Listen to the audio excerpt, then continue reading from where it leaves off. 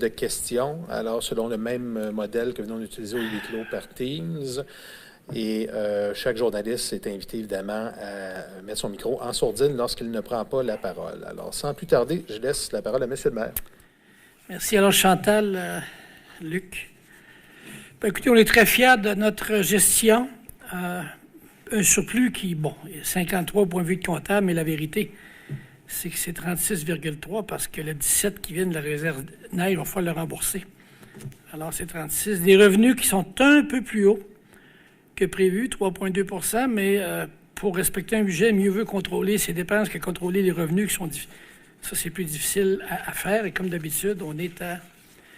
Par rapport au budget de dépenses prévues, on est aussi près que 4/10 de 1% des prévisions budgétaires. C'est assez phénoménal. Alors, on a un peu moins de 5,5 millions de dépenses par rapport à ce qui est attribué au budget.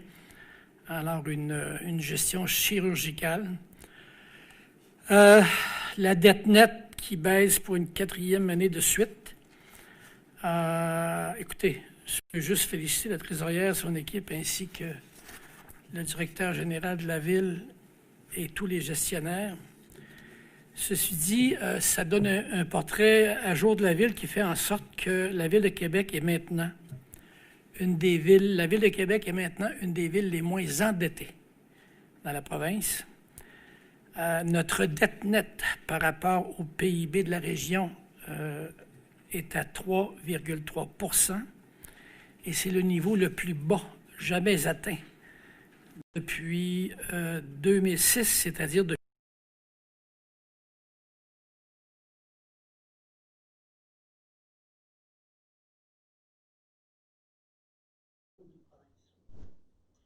l'indice qui est utilisé par les gouvernements pour ultimement évaluer la santé financière d'une ville.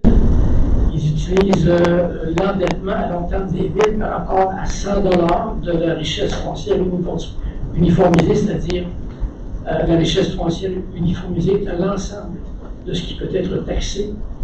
Et cet indice-là fait en sorte que Québec n'a que 2,31 cents de dette par 100 $ de richesse foncière.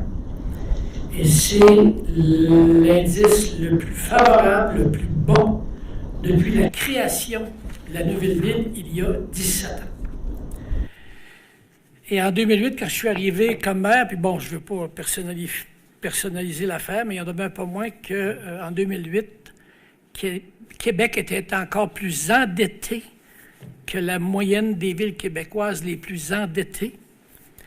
Et aujourd'hui, on parle d'un changement dramatique. Elle est devenue moins endettée que la moyenne des villes les moins endettées au Québec. Alors, c'est dire le changement spectaculaire. Alors, c'est un changement qui vaut à 35% dans son niveau d'endettement. Et c'est pour ça qu'on peut dire maintenant catégoriquement que la Ville de Québec est une des moins endettées dans la province.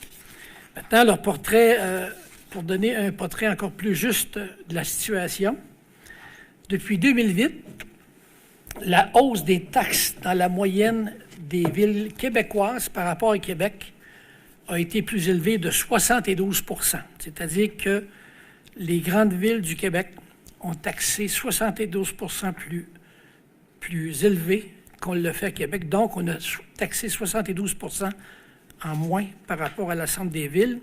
Et même au niveau des taxes non résidentielles, on est rendu en bas de la moyenne des augmentations de taxes depuis 2008 dans les grandes villes du Québec. Alors là aussi, c'est un très gros changement. Il y a aussi un indice que souvent les associations patronales vous donnent, c'est-à-dire que la comparaison de l'écart des taux de taxation résidentielle et non résidentielle, c'est-à-dire le taux de taxation qu'on charge aux commerçants et aux industries par rapport à celle qu'on charge aux résidences. Alors, à Québec, on charge 3 fois plus élevé au commerce et à l'industrie qu'au résidentiel. Et même si on est la 2e ville la plus importante au Québec, à ce niveau-là, on est au 4e rang et c'est 50% quasiment de moins que la Ville de Montréal. Alors, si les gens vous en reparlent, rappelez-leur qu'on est les 4e.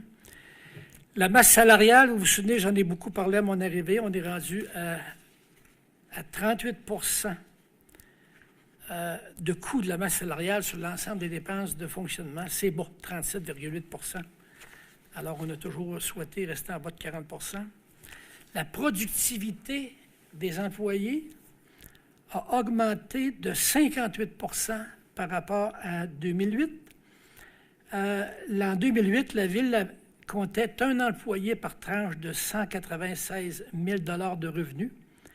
Et en 2019, on compte un employé par tranche de 310 000 $ de revenus. Et donc, c'est une augmentation de la productivité de 58 % à la Ville. On avait promis en 2008 que nous investirions 7 milliards de dollars en infrastructure sur 15 ans. Au rythme où on va là, avec le dernier PIQ qui a été voté, on va dépasser un peu notre objectif si on est capable de tout investir ce qui était prévu. En 15 ans, ce n'est pas 7 milliards qu'on investira, c'est 7,3. Et ça, c'est à part des investissements concernant le transport collectif. Une donnée très importante ici, c'est comment ne pas laisser de dette structurelle à nos enfants. À la Ville de Québec, au Québec, on est la ville qui investit le plus par habitant en infrastructure et de loin. On investit 700 $ par habitant par année et c'est ce qui fait qu'on est dans la moyenne des villes qui investissent le plus et bien au-delà de la moyenne des villes qui investissent le plus. Et ça, on appelle ça être responsable et faire en sorte de ne pas laisser une ville en détérioration à nos enfants. Le service de la dette nette par rapport aux dépenses de fonctionnement est rendu à 15,3 % de l'ensemble des dépenses de fonctionnement. C'est le pourcentage le plus bas depuis 12 ans, depuis qu'on est arrivé à la mairie en 2008. Et cumulativement, on a payé comptant des infrastructures pour une valeur de 1 milliard de dollars. Et pour faire ça, il a fallu faire des coupes budgétaires cumulatives d'1 milliard de dollars. Alors, on sait faire quand c'est le temps de contrôler nos budgets. Et vous connaissez nos investissements en immobilisation. On a toujours dit que pour vitement considérer l'endettement d'une entreprise, l'espèce de barème qui était utilisé, c'est qu'une entreprise ne devait pas avoir une dette qui équivalait à plus qu'une année d'opération, c'est-à-dire ses frais d'opération. Et donc, on est rendu en bas. Alors, nous, notre dette égale 94 % de notre budget de fonctionnement. Alors, on est en bas de la cible qui est utilisée généralement pour tenter de comprendre la santé financière des entreprises quant à l'endettement. Je vous dirais qu'une entreprise qui, comme nous, a à peu près 5 200 ou 5 400 employés équivalent temps complet, une entreprise qui aurait le bilan financier qu'on a serait très heureuse et rendrait ses banquiers très heureux. Et c'est là qu'on est rendu à la Ville de Québec. Merci. Merci beaucoup, M. le maire. Alors, nous sommes maintenant rendus à la période de questions sur Teams. Alors, je vais inviter évidemment les journalistes à activer leur micro lorsque c'est leur tour et leur caméra si possible, compte tenu qu'on peut se voir, profitons-en. Alors, nous allons débuter avec Jonathan Bernard du FM 93. Bonjour, M. Labombe. On regarde au niveau de la dette, il y a une diminution pour une 4e année consécutive, mais c'est de 7,9 millions, alors que lors du dépôt du budget, on parlait plutôt de 28,6 millions. Comment expliquez-vous cette situation-là? Je vous dirais qu'en temps de COVID, là, on est très fiers que la dette... Ce qui est important, c'est qu'elle continue à baisser. Hein? Alors, si elle baisse un peu moins que prévu, c'est pas grave. L'important, c'est qu'elle continue à baisser parce que c'est jamais arrivé à la Ville. Alors, il y a une petite différence. C'est possible, les taux d'intérêt, ça bouge, mais écoutez, ça ne fait pas une grosse différence. Sans question? 100 millions de baisse depuis 4 ans. Oui, c'est ça, on a 100 millions de baissés depuis 4 ans. Ce qui est important, c'est de ne plus monter. Dans le fond, le principe, c'est de baisser, de ne plus monter. Et là, on a quand même baissé de 100 millions à 4 ans. C'est assez extraordinaire. Merci. Question? Ça va, merci. Merci. Alors, nous allons passer à Jean-Luc Lavallée du Journal de Québec. Oui, bonjour, M. le maire. J'aimerais, en fait, ce que je comprends en lisant les documents, là, surtout le rapport financier, c'est que vous nous dites que vous êtes bien outillés pour faire face à la crise sanitaire et aux impacts qui vont en découler dans la prochaine année. Est-ce que dans les surplus non affectés, il y a de l'argent qui va s'en aller à ça? Parce que déjà, on vous détaillait tantôt certains postes où l'argent serait redirigé. Ben, écoutez, d'accord, je vais revenir à 16h30 avec Luc et on va discuter de tout ça. Ça marche? OK. Donc, si je vous demande maintenant si vous avez des prévisions justement pour l'année 2020, il est trop de bonheur. On fait ça plus tard? Oui, c'est ça. OK, parfait. Peut-être une question aussi sur le déficit. J'aimerais ça clarifier ça avec vous. On entend souvent dire que les villes n'ont pas le droit de faire des déficits. Moi, ma compréhension en regardant les articles de loi, c'est qu'une ville n'a pas le droit de déposer un budget, donc des projections déficitaires, mais si en bout de ligne, il y a un déficit, ben on peut vous autoriser à le faire. Est-ce que c'est votre compréhension aussi? C'est-à-dire, premièrement, il faut déposer un budget équilibré. Si en cours de route, on pense qu'il y a un déficit, il faut faire deux choses. Ou on prépare un budget supplémentaire en envoyant un nouveau compte de taxes aux citoyens pour leur faire payer la différence, le déficit additionnel, où il faut emprunter dans l'année pour le combler. Alors, mais s'il y a un déficit, en plus de ça, il doit être, renfloué l'année suivante.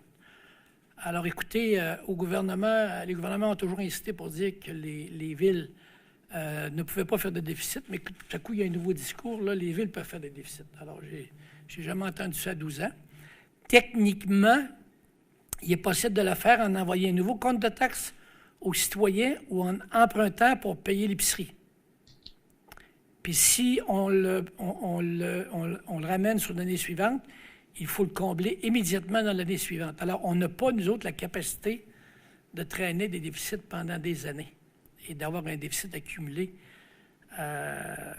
On emprunte pour des biens durables, là, pour des infrastructures. On n'emprunte pas pour l'épicerie.